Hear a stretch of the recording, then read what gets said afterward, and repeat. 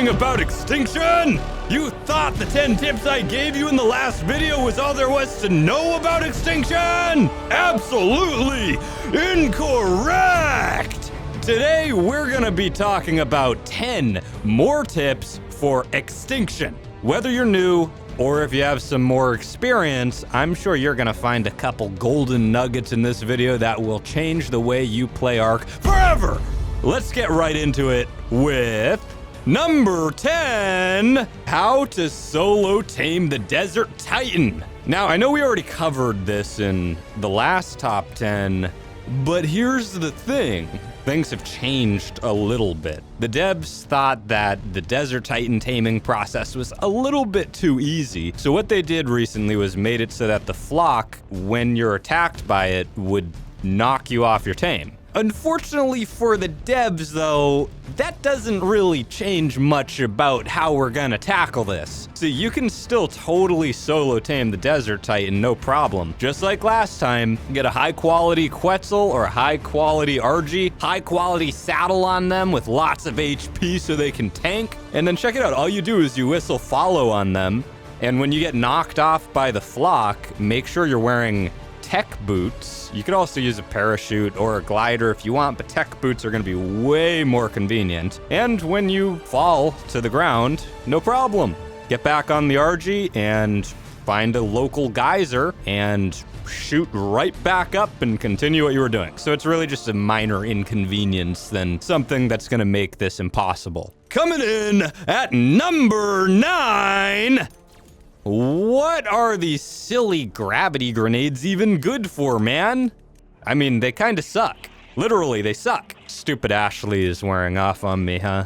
They also blow. I did it again. But they don't do much damage, and it's just kind of a stupid item. It doesn't really have much use for anything. But here's a couple of ideas for you. So first of all, the gravity grenades are something that you can just craft without needing a tech engram, and they're fairly cheap to craft too. Consider this. You could use the gravity grenade to give yourself a boost, and then combine that with an aberration glider, and now you've got a convenient way to get some air. The other use for this, which I suspect is the intended use, and I mean, it's okay. It's an okay idea. It's crowd control, specifically for when you're tackling orbital drops. Got any other ideas? Because that's all we've been able to come up with. Let me know in the comments. Number 8, all about those cryopods, dude. Cryopods. What's a cryopod? A cryopod is basically a Pokeball where you can collect your dinos into convenient and lightweight little capsules and store them for a whopping 30 days in your inventory. And then when you feel like it, go ahead and just put it in your hotbar and throw it out. And it's a really easy way to travel around with your favorite dinos. It's a really easy way to save space with your dinos. It's just an overall convenience. They're unlocked at level 51 and they're dirt cheap to make, so no problem using and abusing them. Now there is a little bit of a catch. It's super convenient, but yes, there is a little bit of a catch. When you throw one of your cryopods and release a dino, you'll see that you get slapped with a 300-second debuff timer. And this is a cryo sickness timer. What it means basically is any additional dinos that you throw out of cryopods will receive cryo sickness, which basically just means that they're going to be laying on the ground unconscious. So you'll have to shove a whole lot of stim berries in their inventories to wake them up, or just sit around and wait a really long time. When they're sick on the ground, they can't be called back. Now, the convenient thing about the cryopods is that they're reusable, actually. So as long as you have charge on them, you can just keep reusing them. So you can throw a dino out, call it back, throw it out, call it back. If it has cryo sickness, though, this isn't gonna work. Speaking of the charge, how do you recharge your cryopods, even though I really can't imagine that you even need to bother? But if you do want to bother, just make a cryo fridge. No problem. Now watch out though, because if you're carrying your favorite little dino in your cryopod and somebody kills you and they pick up your cryopod, then they now own that dino. So big warning there. So what are some practical uses for the cryopods? Well, check it out. Here's a couple of ideas for you. First of all, the cryopods are going to be amazing for safely transferring dinos in and out of a server. For example, let's say you got a massive Titan or a Giga or something that you want to get out. Well, it would be a real pain to try to march that thing all the way over to the obelisk, and then who knows, maybe you'll wind up getting attacked over there. That would suck. So you use a cryopod and you can just carry it over to the obelisk, no problem. Another great use for these is to actually hold on to your little infant baby dinos if you don't have time to go through the entire baby raising process. Just scoop them up in that cryopod, and whenever you got time on the weekend or whatever, go ahead and take care of that. Number 7, my voice. A secret about the city terminals that you didn't know. So you just got out of aberration, right? It was really dark, it was scary, and now you're back on Earth, right? You got all your aberration gear, but you're like, oh my gosh, this sure does suck because I need charge, I need my batteries. Well, check it out. This is a really short one, by the way. The city terminals, which are located all over the map and quite convenient, actually also have an additional purpose other than what you already know. You can also use the city terminals to charge your batteries. So for those of you that are really dependent on your batteries and love the convenience of being wireless, this is great. If you're built right up next to a city terminal, this could be a fantastic resource. Imagine being able to get rid of all of your stupid generators and cables and everything. Number 6! I'm not supposed to yell until we get to like 1. The true counter to the Volanosaur!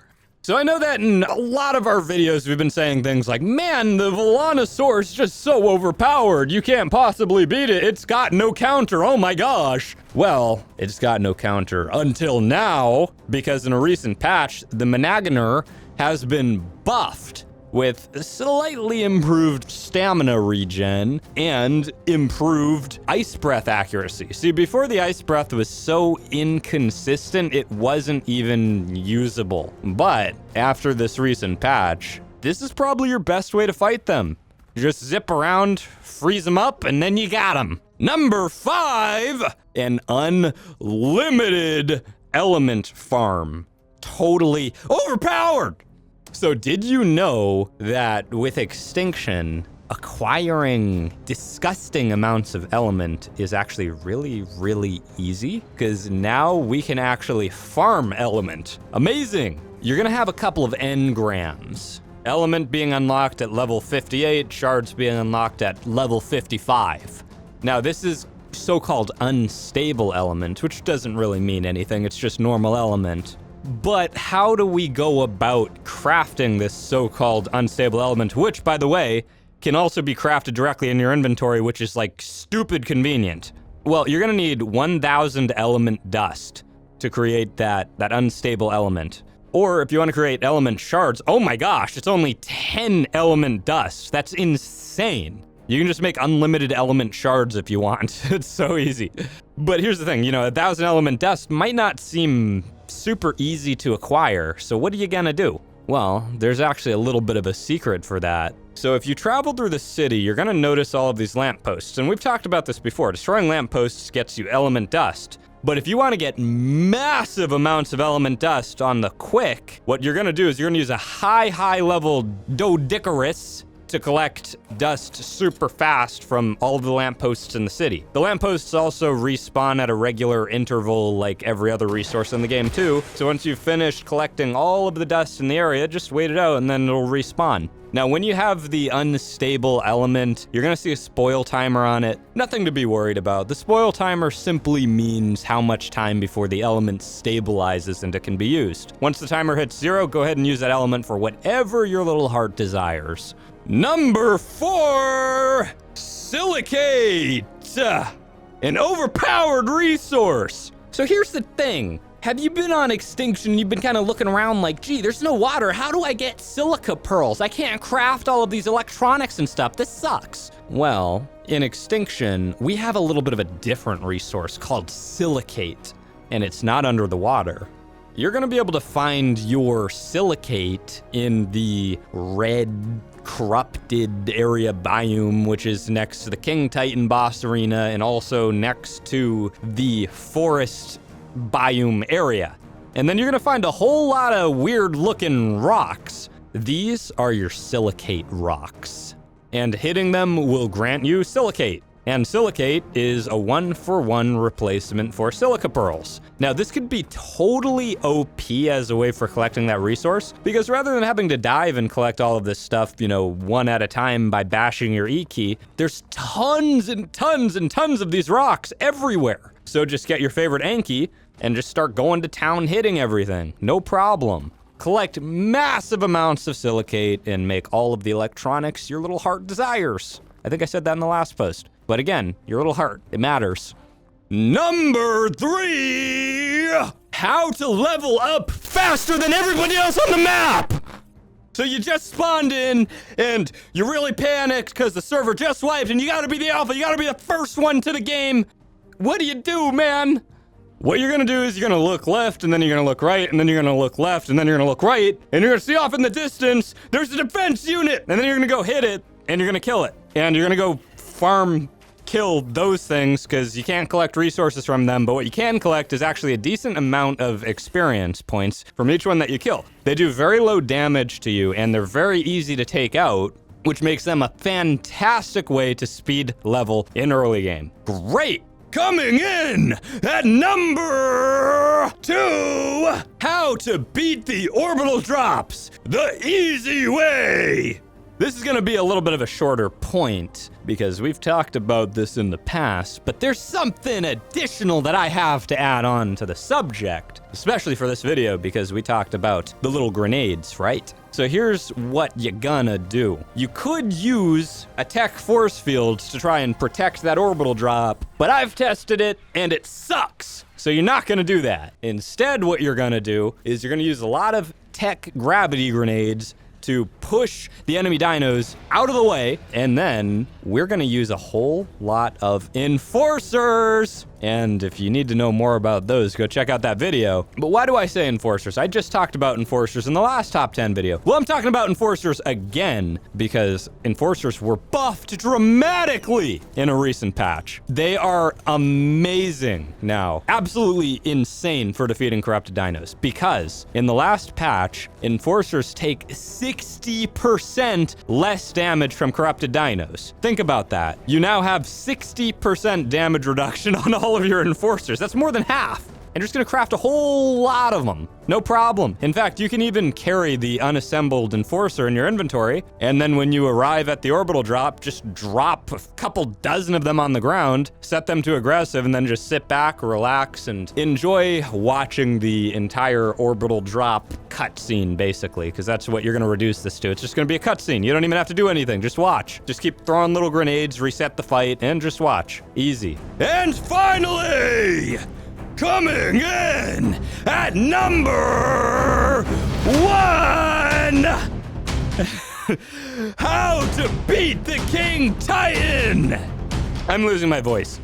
Yeah, I'm losing my voice. So let me go ahead and simplify the entire process for those of you who haven't gone in and faced the King Kaiju yourself yet. So what you're gonna go ahead and do is bring all 3 Titans, which you've tamed by this point, I would hope, to the fight. Now, a cool thing about bringing the Titans to the King Titan boss battle is that when the boss fight starts, your Titans get fully healed, which is gonna be incredible if you manage to pull off those alpha tames. So what you're gonna do is you're gonna have the Forest Titan as your main tank. You're gonna get right up into the King Titan's face, and you're just gonna do your little block guard, and you're just gonna sit there, tank it the entire way through. Be sure that the person piloting the Forest Titan has plenty of medical brews and extra sets of armor because they will be taking damage from the meteors. Next, you're gonna have one of your boys on the Ice Titan just sit in the background, somewhere kind of behind. You gotta watch out because the King Titan can tail whip you and he can also punch you. So you're kind of off to the side in the back a little bit on the Ice Titan, and you're just gonna keep hurling ice balls at him to get the bulk of your damage out. The Desert Titan is going to be used to defend the corrupted nodes which will pop up, which the King Titan will try to use to heal himself. Basically, it's like a little mini game in the middle of the boss fight. corrupted nodes will pop up, and then the corrupted dinos on the ground will attempt to go destroy them. If they're destroyed, then the King Titan will be healed, and that sucks. So overall, not too difficult, requiring a little bit of strategy and forethought. It's going to be tedious and mostly just a whole lot of left clicking and a whole lot of holding spacebar, but it's going to be manageable. You're going to pull it off. I know you can. I believe in you. And when you finish, you'll be rewarded with a cinematic that will wipe everything from your inventory. Yeah, that's right. It actually does that. And that about does it for today's video. My voice is really strained, and I'm ready to go get some water and stop talking for the rest of the day. Make sure you subscribe with notifications right now, right this second, immediately. That means a few moments ago. And I will see you in the next video.